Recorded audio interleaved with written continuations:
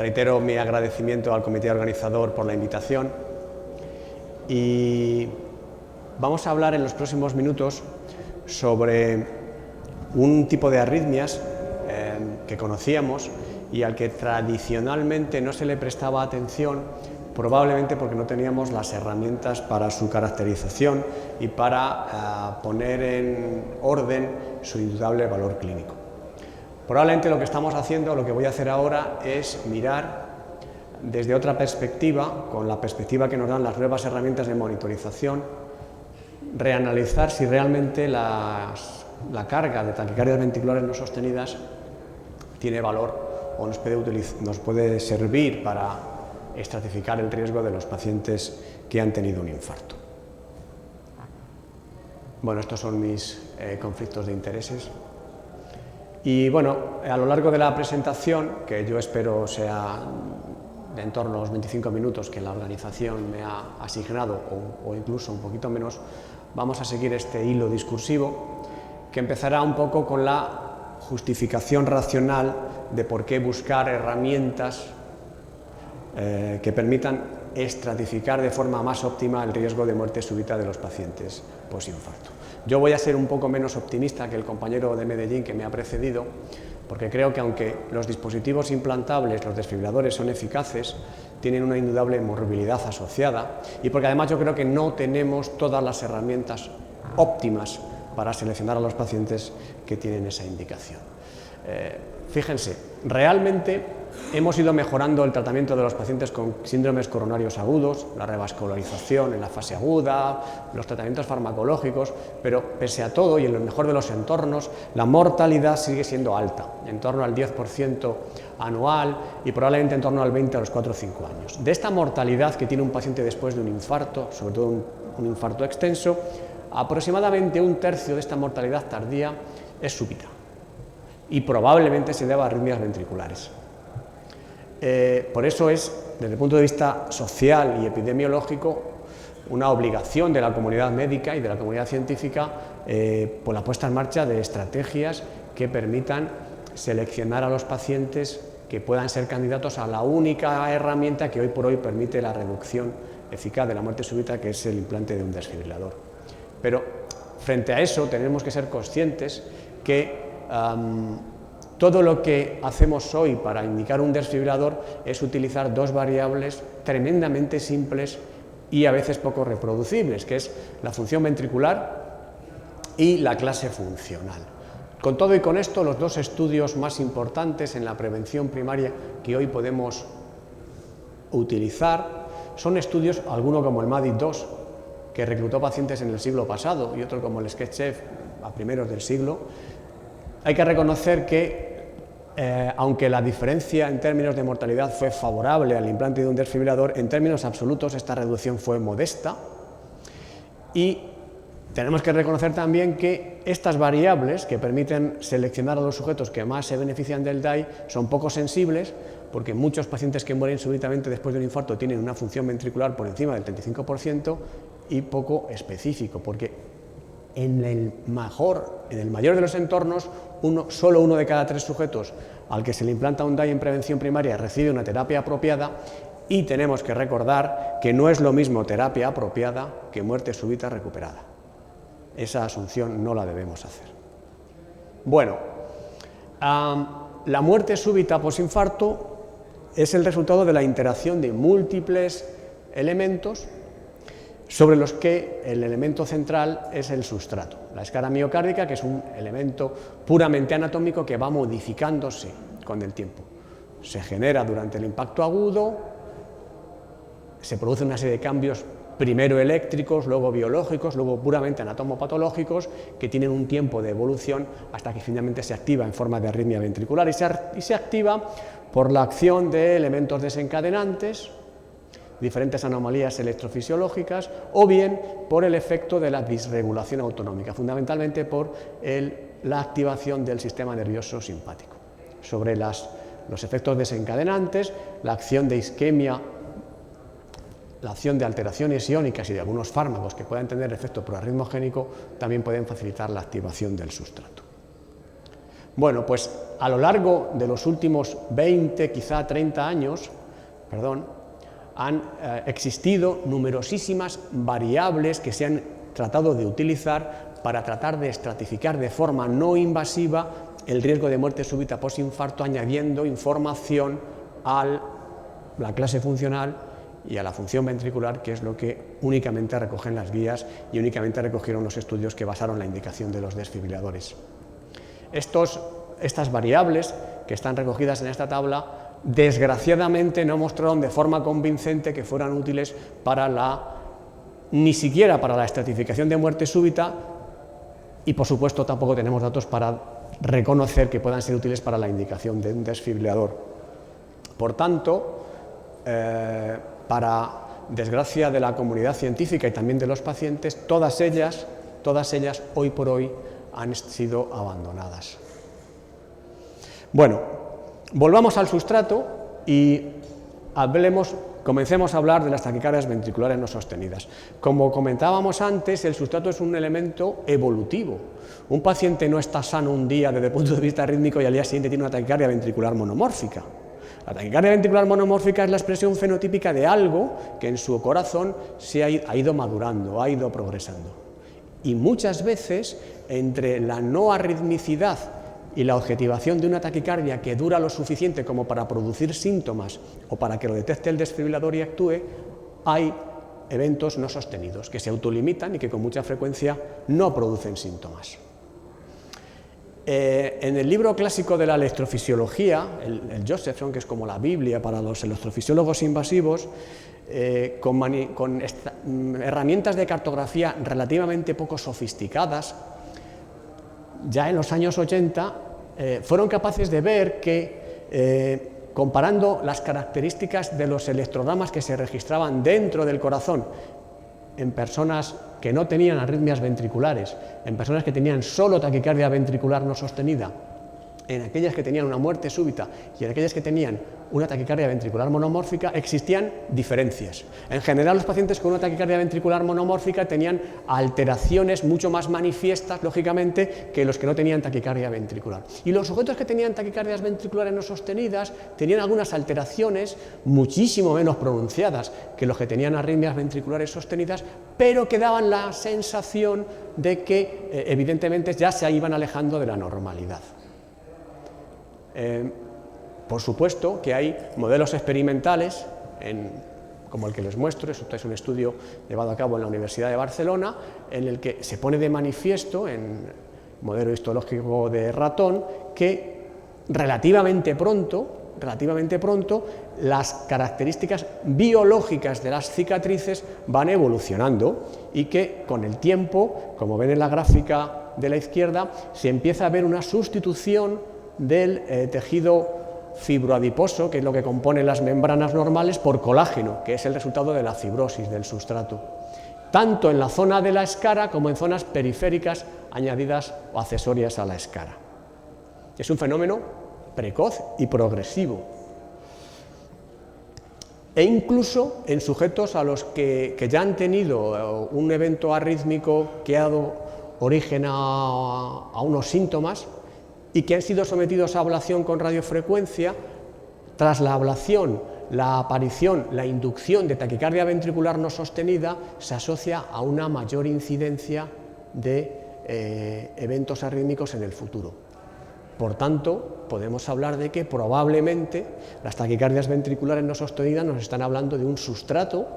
todavía no lo suficientemente maduro como para dar origen a una taquicardia ventricular que dura lo suficiente, pero que está en ello. Claro, lo que sabíamos hasta hace poco tiempo del impacto pronóstico de estas TVs no sostenidas estaba basada en la monitorización electrocardiográfica ambulatoria, que era obviamente subóptima, porque era someter a un individuo durante un periodo de tiempo muy recortado a monitorización. Y esta información que resumo en esta tabla, pues son de diferentes ensayos clínicos, algunos con dispositivos implantables como el MADID-2 o el MADID-CRT, otros en el contexto del síndrome coronario agudo con elevación del ST y otros como el estudio de la ranolacina en el escaset, en el que en diferentes momentos del curso clínico del paciente le ponían un holter de duración variable de 1 a 7 días y veían el impacto sobre la muerte súbita a largo plazo. los resultados fueron contradictorios. En general, la aparición de arritmias no sostenidas, cuya prevalencia era muy distinta, porque son poblaciones distintas, en general se asociaba a una mayor incidencia de arritmias ventriculares a posteriori, salvo, paradójicamente, el MADID-2, que es un estudio muy particular en el que la mayoría de los enfermos se incluyeron con más de 2 años de evolución del infarto. Por centrarme en 2 de estos estudios, recordar que en el estudio Merlin-Timi, que eran pacientes con SCASEST, la aparición de TVs no sostenidas permitía incrementar el valor pronóstico respecto de eventos arrítmicos de la isquemia provocable. Y que en el MADI-CRT, que era un estudio en el que a pacientes con insuficiencia cardíaca, fracción de eyección baja, algunos isquémicos, otros no isquémicos, la objetivación de TVs no sostenidas el día antes del implante se asociaba casi al doble de eventos arrítmicos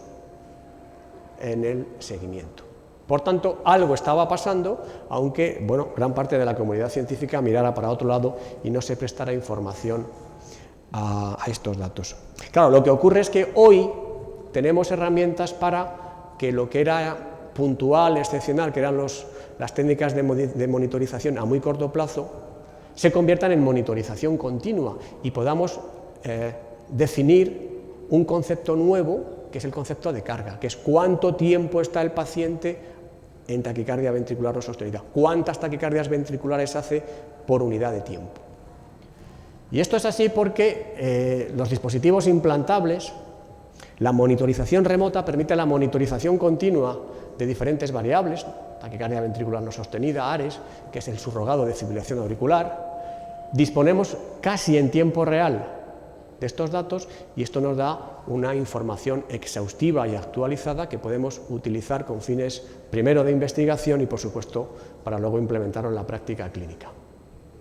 Y claro, en pacientes con desfibrilador, cuando hay criterios de detección óptimo, podemos definir claramente la prevalencia de taquicardias no sostenidas. Lógicamente, hay solo 3 series que han analizado esta cuestión. Esta es una serie de la base de datos de Medtronic, muy antigua. Este es un subanálisis del Ketchev que se publicó en el JACC en 2013 y esta es nuestra serie que se publicó en el año 2016.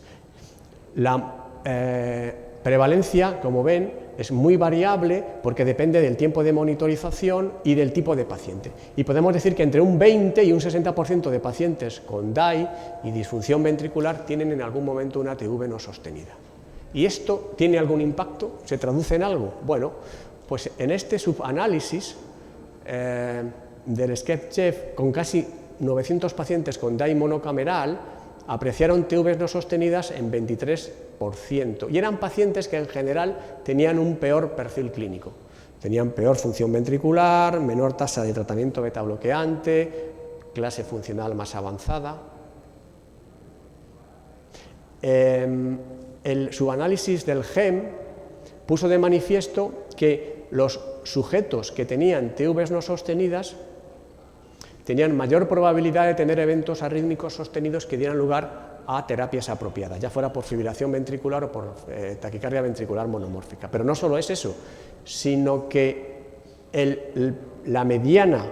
de eventos de taquicardia ventricular no sostenida era superior, muy superior en sujetos que tenían eventos arrítmicos que luego iba a tratar el desfibrilador que los que no tenían terapias apropiadas. Parecía claro entonces que había un cierto componente de asociación estadística entre arritmias sostenidas que producen terapias apropiadas y taquicardias no sostenidas que se autolimitan. Pero esta relación cronológica no existía, o no sabíamos si era una relación cronológica consecutiva, si una cosa precedía a la otra o viceversa. Y por eso nuestra idea fue un poco tratar de definir esta relación cronológica. Utilizamos una serie de pacientes con disfunción ventricular, indicación de DAI monocameral, les sometimos a monitorización durante 6 meses. Monitorización significa que detectamos selectivamente todos los eventos arrítmicos sostenidos y no sostenidos durante los 6 meses posimplante y después hicimos un seguimiento para ver si la carga de TV no sostenida en estos 6 primeros meses se podía relacionar con eventos arrítmicos y no arrítmicos a medio y a largo plazo. Pues fíjense, documentamos nada menos que 2.201 taquicardias no sostenidas en 6 meses en el 60% de los pacientes, con un promedio de 10 latidos, y comprobamos que eventos clínicos potentes como mortalidad cardíaca, hospitalización por insuficiencia cardíaca, terapia y descarga apropiada, se incrementaba su incidencia acumulada con el número de eventos, de forma significativa, y que no ocurría, o por lo menos con una mucha menor solidez, con las terapias inapropiadas. Volveremos luego a la relación de la carga, y no ocurría con la longitud de ciclo de las taquicardias ventriculares no sostenidas, es decir, parecía que era importante que el paciente tuviera un cierto número de taquicardias ventriculares, pero que no nos importaba la longitud de ciclo, es decir, la frecuencia cardíaca de las taquicardias no sostenidas, es decir, que todas las taquicardias no sostenidas parecía que tenían impacto pronóstico. Básicamente la longitud de ciclo era igual en pacientes que tenían o no tenían terapias apropiadas, descargas apropiadas o terapia inapropiada, incluso en el análisis multivariante. Hicimos un estudio de correlación para determinar el punto de corte óptimo y vimos que eran 5 o más. Y cuando lo ajustamos por factores de riesgo en un análisis de Cox, básicamente se reproduce que los sujetos que en los primeros 6 meses después de un implante del DAI tienen 5 o más TVs no sostenidas, tienen el doble de riesgo de terapias apropiadas, casi el doble de riesgo de choque apropiado, el doble de riesgo de terapias apropiadas por taquicardia ventricular monomórfica, más del doble de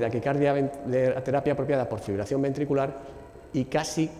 5 veces más de riesgo de tormenta eléctrica, como les comenté en la charla precedente. Bueno,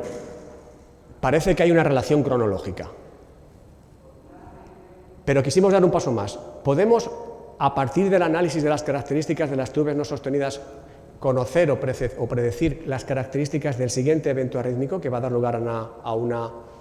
terapia apropiada? Porque esto sería muy interesante. Ya tenemos claro que ante una terapia apropiada por TV monomórfica que es sintomática, tenemos que implementar un procedimiento de ablación, porque esto se traduce en una reducción de eventos, en una reducción de la morbimortalidad.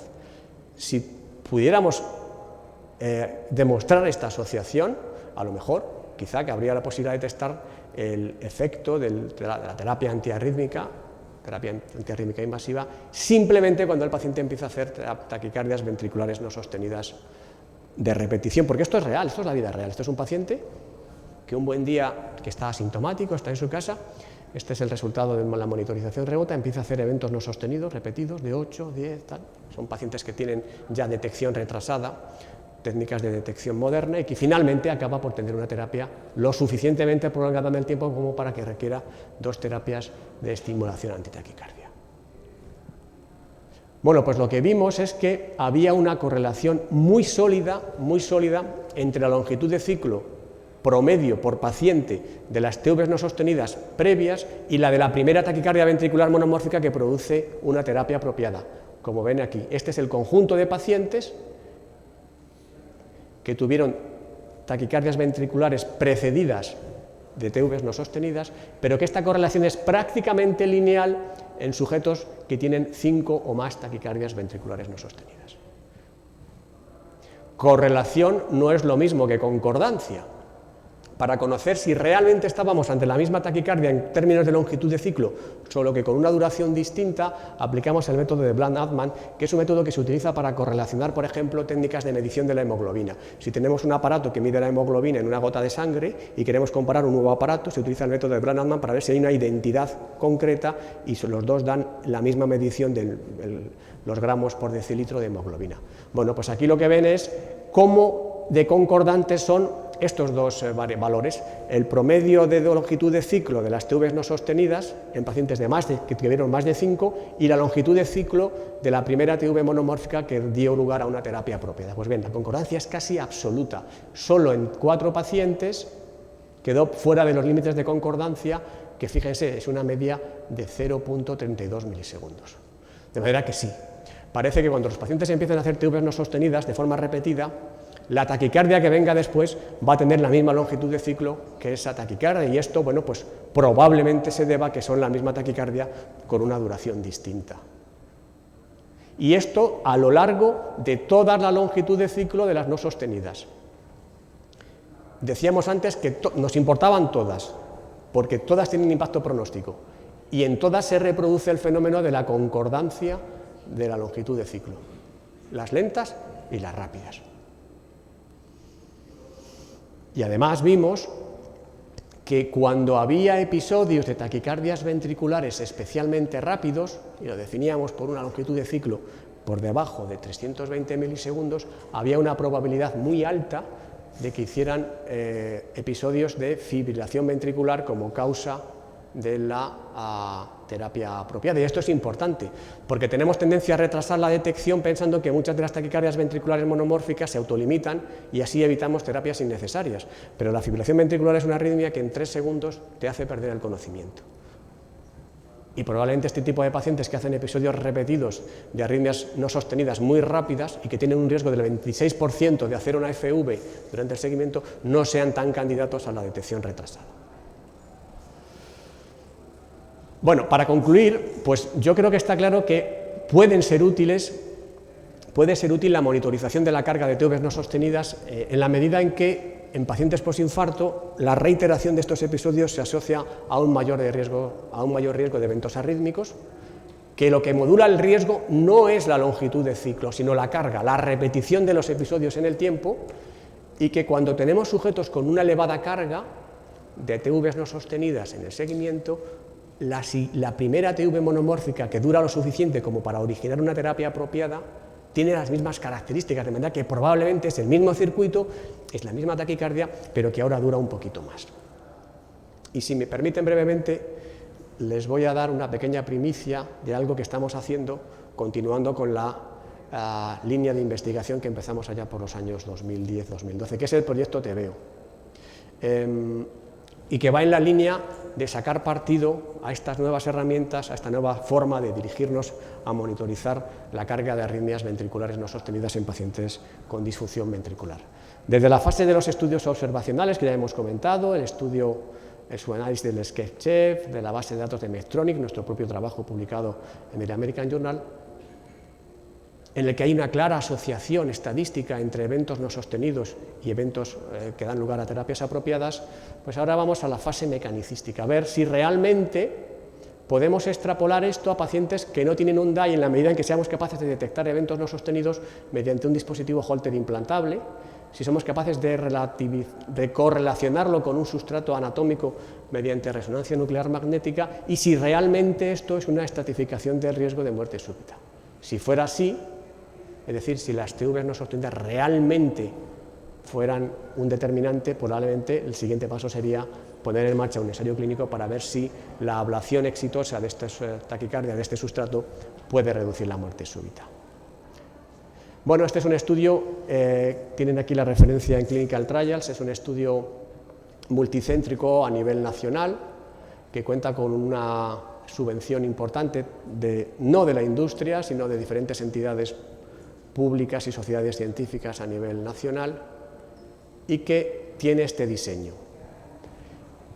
Este diseño que tiene varios objetivos colaterales a la hora de implementarlo. Incluimos pacientes con infarto de miocardio, más o menos extenso, de manera que al cuarto día tenga una fracción de eyección reducida. Intentamos realizarle una resonancia y en todo caso, si no se puede, se le hace un implante de un dispositivo subcutáneo de registro de eventos y esperamos 6 meses. 6 meses, no 40 días. Los 40 días es un punto de corte absolutamente discrecional que se utilizó porque era el criterio de inclusión en el estudio MADID-2, pero no hay ninguna. Sabemos que en los primeros 40 días no hay que implantar un desfibrilador, pero no hay ningún dato que nos indique que haya que hacerlo el día 41. De hecho, en el estudio MADID-2, cuando se analizó el tiempo de evolución del infarto, solo se beneficiaron del DAI los pacientes en los que el infarto había ocurrido 18 meses o más, no en los primeros 18 meses. Esperamos 6 meses, a los 6 meses se reevalúa el paciente clínicamente, con una resonancia y con un eco, y en aquellos pacientes que tienen criterios de implante de DAI porque tiene fracción de eyección baja,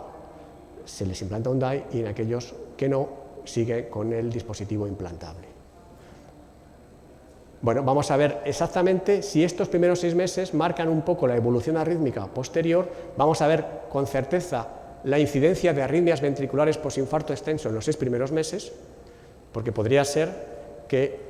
y es lo que estamos viendo, la mayor carga de mortalidad que ocurre en los 6 primeros meses es por insuficiencia cardíaca.